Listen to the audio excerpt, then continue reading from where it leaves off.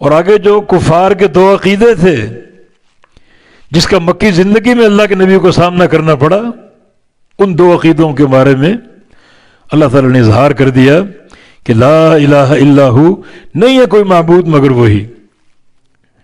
کفار قریش کیا کہتے تھے؟ یہ معبود بھی ہیں، لات و منات و عزا ہے، خانہ کعبہ میں 360 نصب ہیں، یہ بھی معبود ہیں، ہمارے شفاعہ ہیں،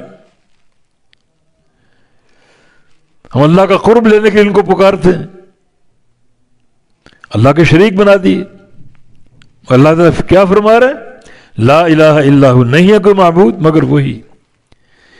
اس حقیقت کو پلے سے باندھ لو۔ تو جو یہ عقیدے ہیں دو، ایک لا الہ الا اللہ الا ہو، اور آگے دوسرا عقیدہ الیہ المصیر، اسی کی طرف لوٹ کے جانا ہے۔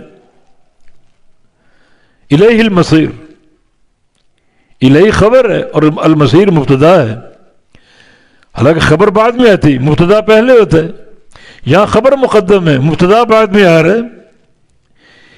اس ترتیب کو الٹا کرنے میں حصر کا فائدہ ہوتا ہے، مانا اسی ہی کی طرف لوٹنا ہے۔ انسان تو کیا سمجھتا ہے؟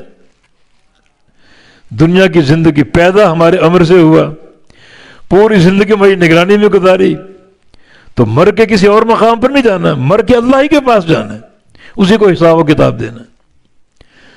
تو مکی زندگی میں کفار قریش کے دو نظریے تھے، ایک توحید کو نہیں مانتے تھے، دوسرا آخرت کو نہیں مانتے تھے۔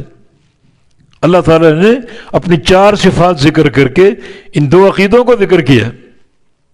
اگر مان لو گے تو اللہ تعالیٰ غافر ذنب ہے، قابل توب ہے اور ذی طول ہے، توبہ قبول کر لے گا، گناہوں کو بخش دے گا، بڑے فضل و احسان فرمائے گا۔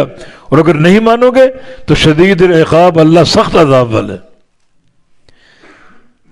تو یہ حکمت، یہ ترتیب ہے۔